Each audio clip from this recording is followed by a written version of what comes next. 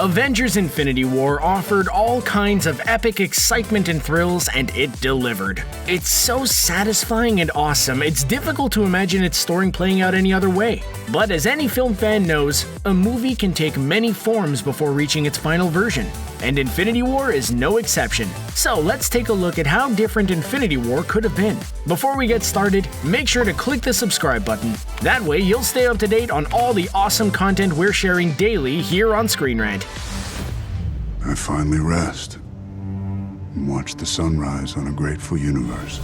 Okay, technically, there's an argument to be made that Avengers Infinity War really is Thanos' movie, but apparently earlier versions of the screenplay really put emphasis on this. Comic book writer Jim Starlin confirmed that there's around 30 minutes of Thanos' backstory that was left on the cutting room floor. These comments were confirmed by visual effects supervisor Matt Aitken, who suggested a longer flashback to the original version of Titan that revealed Thanos' status as a mutant among his people. Quick, someone start a petition for the extended edition Blu-ray. Those always work, right?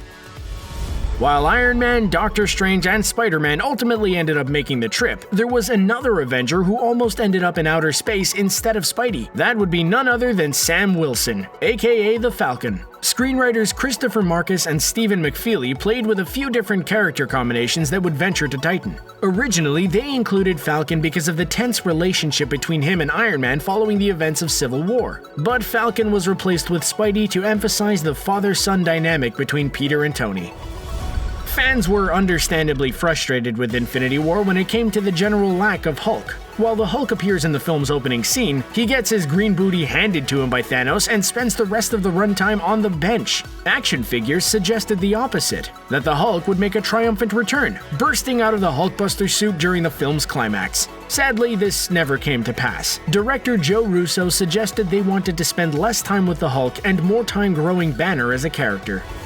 In Infinity War, Thor sets out on a quest to find a new weapon with which he can defeat Thanos. After a brief run-in with the Guardians of the Galaxy, he heads off to Nidavellir to hang out with giant Peter Dinklage, who ends up making him the epic Stormbreaker axe. However, in an interview with CinemaBlend, the Russos suggested there was a number of different storylines they considered for Thor's journey. One option included his visiting the ghost of his dead grandfather, but ultimately the Russos settled on the version including giant Dinklage.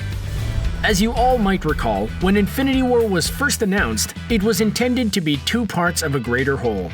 In fact, there was no Avengers 4, just Infinity War Part 1 and Infinity War Part 2. Eventually, the titles of Avengers 3 was changed to Infinity War, and Avengers 4 would be treated as its own standalone story. While Infinity War does end on a cliffhanger of sorts, director Joe Russo suggested the name change was due to Avengers 3 and 4 feeling like their own distinct entities with complete stories.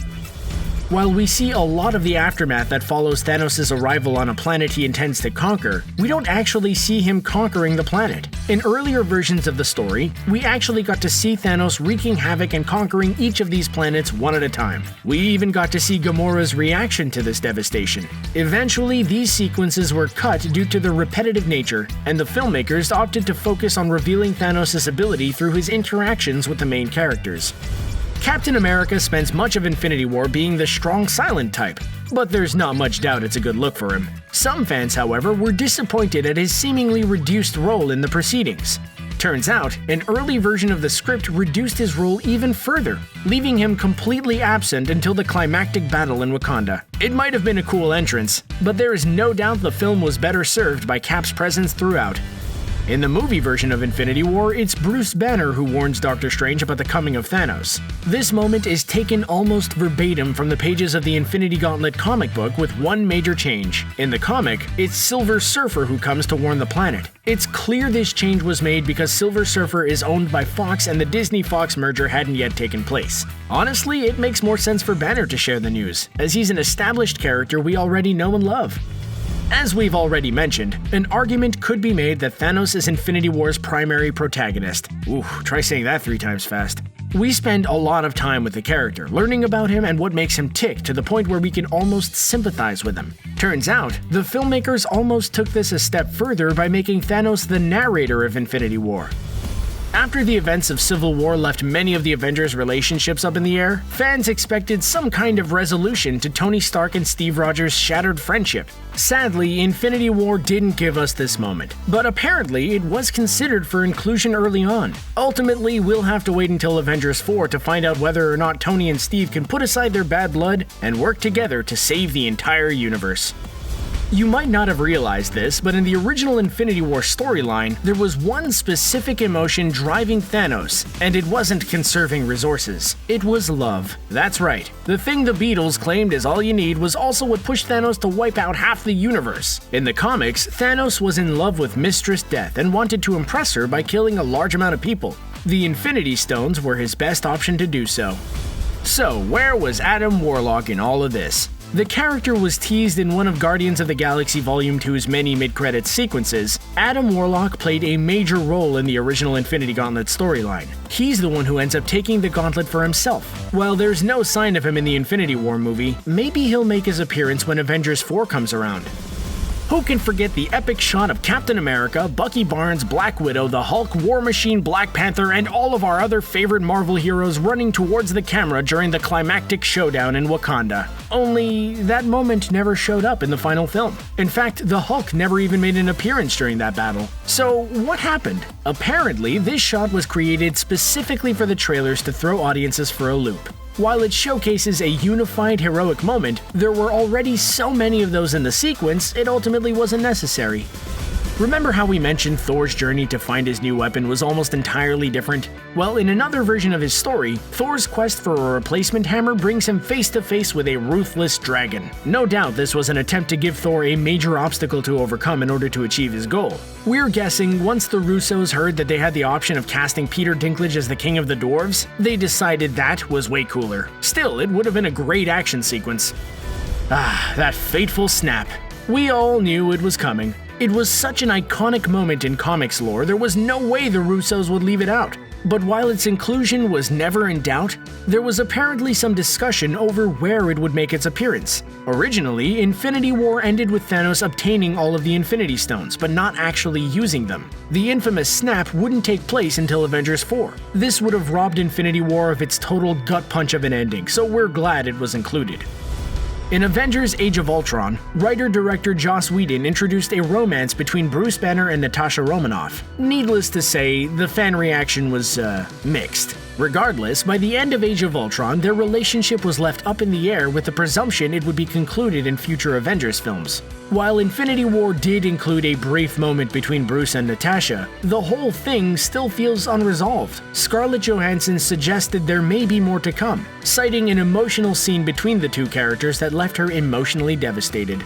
Poor Nebula. She never seems like she's having fun, regardless of what she's doing. But in Infinity War, her misery is taken to a whole new level. But if you thought Thanos' torturing her in the film was bad, her treatment in the comics was even more sadistic. Essentially, Thanos kept her right on the edge of life and death with the Infinity Gauntlet, abusing her in order to impress Mistress Death. No doubt this would have made an already dark scene needlessly darker.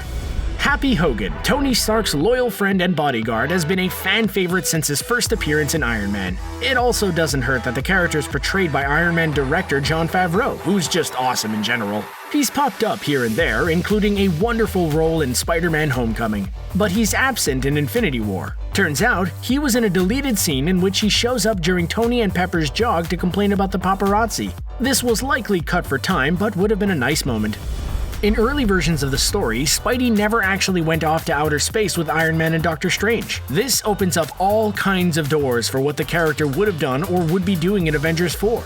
Sadly, we'll never know what they were, but maybe it's for the best. As devastating as his death scene was, it made the film's ending all the more effective. One of Infinity War's more haunting and beautiful moments is its final shot of Thanos chillaxing after obliterating half the universe's population. This is a visual pulled from the comics, but with a bit of a twist. In the comics, Thanos was banished to this intergalactic farm by Adam Warlock as punishment after Adam recovers the Infinity Gauntlet. The life of a farmer is one without fame or fortune, which for Thanos is the worst possible fate. While Thanos might be ruthless beyond sympathy in the comics, in the film, this moment almost humanizes him. Stark, You know me? you're not the only one cursed with knowledge. So, what do you think? Would it have been better if these moments had been included in Avengers Infinity War? Or were they better off left on the cutting room floor? Let us know in the comments below. And before you go, don't forget to subscribe to ScreenRant for more great videos. Thanks for watching.